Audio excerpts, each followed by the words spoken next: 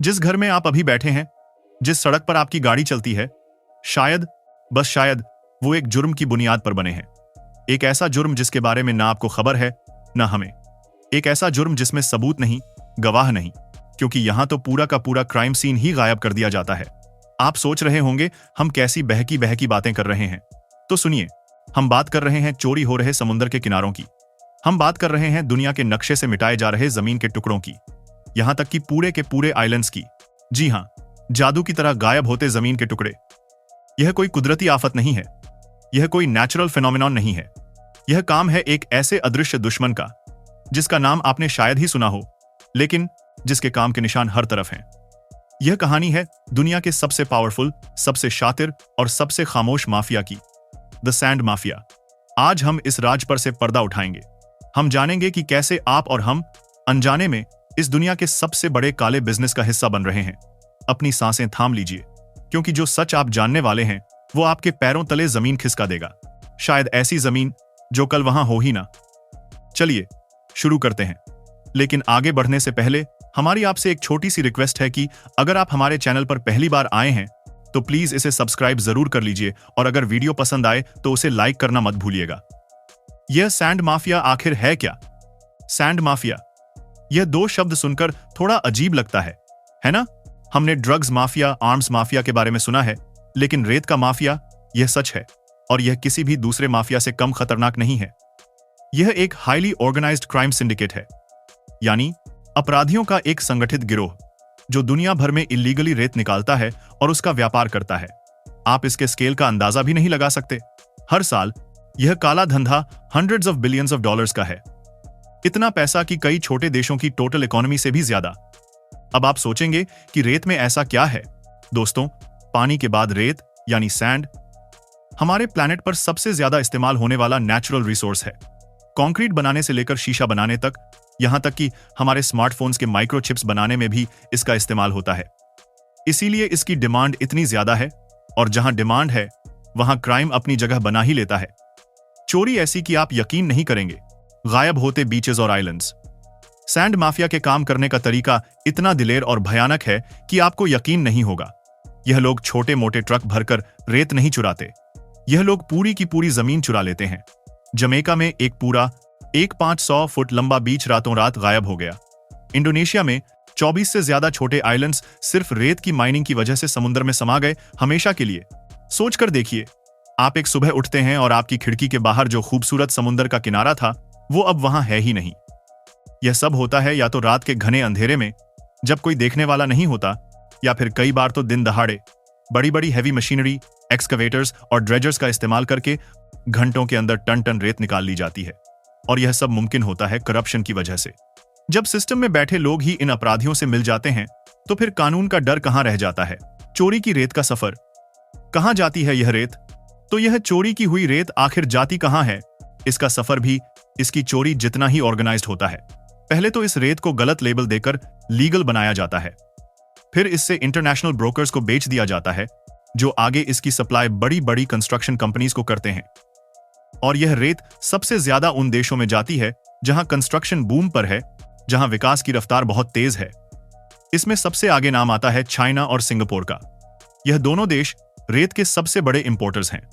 Singapore, जो एक छोटा सा देश है, उसने जमीन बनाने के लिए यानी लैंड रेक्लेमेशन के लिए इतनी रेत इंपोर्ट की है कि उसका एरिया पिछले 40 सालों में 20% तक बढ़ गया है।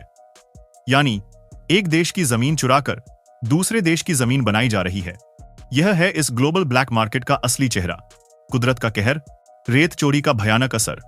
इसका सबसे भयानक और सीधा असर पड़ता है हमारे एनवायरनमेंट पर, हमारी कुदरत पर। समुद्री तट का कटाव, कोस्टल इरोजन।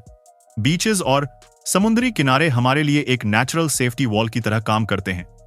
यह हमें तूफानों और ऊंची लहरों से बचाते हैं।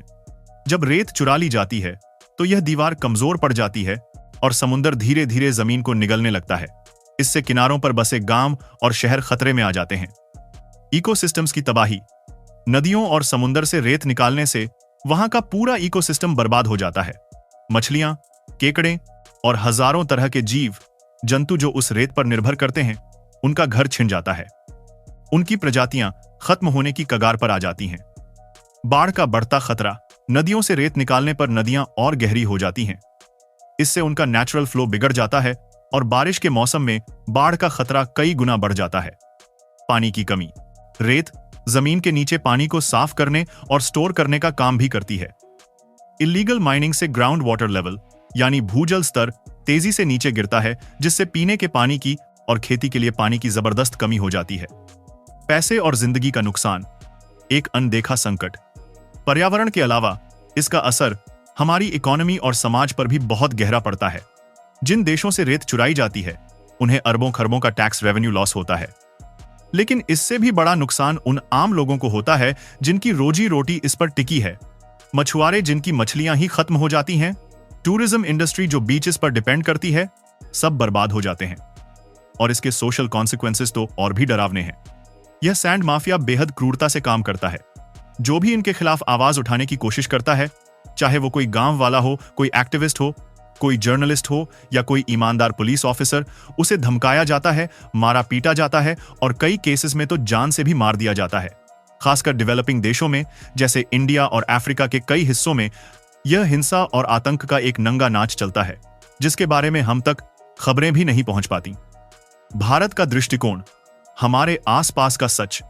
अब बात करते हैं अपने देश की। बिना किसी शहर या राज्य का नाम लिए हम आपको वो सच बताना चाहते हैं जो शायद आपने भी अपने आसपास महसूस किया होगा। हमारे देश में नदियों को मां का दर्जा दिया जाता है, लेकिन यहां भी रेत माफिया ने अपनी जड़ें बहुत गहरी जमा ली हैं। नदियों के किनारों पर दिन दहाड़े बड़ी बड़ी मशीन्स रेत निकालती रहती हैं। ट्रक्स की लंबी लंबी कतारें ओवरलोड होकर रेत ले जाती हैं और अक्सर यह सब प्रशासन की नाक के नीचे होता है। इसकी वजह से कई नदियों का रास्ता बदल गया है, नदी किनारे बसे खेत बर्बाद हो रहे हैं और पुराने पुलों की नींव कमजोर पड़ रही है। स्थानीय स्तर पर यह एक ऐसा गठजोड़ बन चुका है जिसमें अपराधी, कुछ भ्रष्ट अधिकारी और नेता शामिल होते हैं। और जब कोई समाज सेवी या कोई आम इंसान इसके खिलाफ कंप्लेंट करने की हिम्मत करता है तो उसकी आवाज को हमेशा के लिए दबा दिया जाता है। यह एक ऐसी लड़ाई है जो हमारे ही देश में हमारे ही लोगों के बीच लड़ी जा रही है। क्या कोई उम्मीद है? आगे का रास्ता। इतना सब सुनने के बाद सवाल उठता है कि क्या इस अंधेरे में उम्मीद की कोई किरण है? जी हां, है। दुनिया अब इस समस्या को लेकर जाग रही है। इंटरनेशनल लेवल पर नियम कानून सख्त किए जा रहे हैं। वेटलैंड सर्टिफिकेशन जैसे कदम उठाए जा रहे हैं जिससे इंपॉर्टेंट इकोसिस्टम्स को बचाया जा सके। सबसे बड़ी उम्मीद है टेक्नोलॉजी से। Sand source tracing technologies develop की जा रही हैं, जिससे यह पता लगाया जा सकेगा कि कंस्ट्रक्शन में इस्तेमाल हो रही रेत आखिर आई कहां से है, लीगल सोर्स से या इलीगल। लेकिन दोस्तों, कोई भी कानून या टेक्नोलॉजी तब तक काम नहीं कर सकती जब तक हम और आप जागरूक ना हों। इस छुपी हुई समस्या को सबके सामने लाना जरूरी है। हमें समझना होगा कि रेत सिर्फ मिट्टी का ढेर नहीं, यह हमारे एनवायरनमेंट का एक जरूरी हिस्सा है। आज इस वीडियो के जरिए हमारी कोशिश थी कि हम आपको इस अनदेखे खतरे से रूबरू करा सकें। यह लड़ाई सिर्फ सरकारों या पुलिस की नहीं, यह हम सबकी है। जब आप अगली बार कोई बड़ी बिल्डिंग देखें तो एक पल के लिए जरूर सोचना कि कहीं इसकी बुनियाद में किसी चुराई हुई बीच की रेत तो नहीं। अगर आपको यह जानकारी इंपॉर्टेंट लगी तो इस वीडियो को ज्यादा से ज्यादा शेयर करें। अपने दोस्तों, अपने परिवार से इस बारे में बात करें, क्योंकि जागरूकता ही इस जंग में हमारा सबसे बड़ा हथियार है। अगर आपको यह जानकारी भरी वीडियो पसंद आई हो तो इसे लाइक करें, अपने दोस्तों के साथ शेयर करें और हमारे चैनल को सब्सक्राइब करना बिल्कुल ना भूलें। मिलते हैं अगले वीडियो में एक और ऐसी ही हैरान कर देने वाली कहानी के साथ।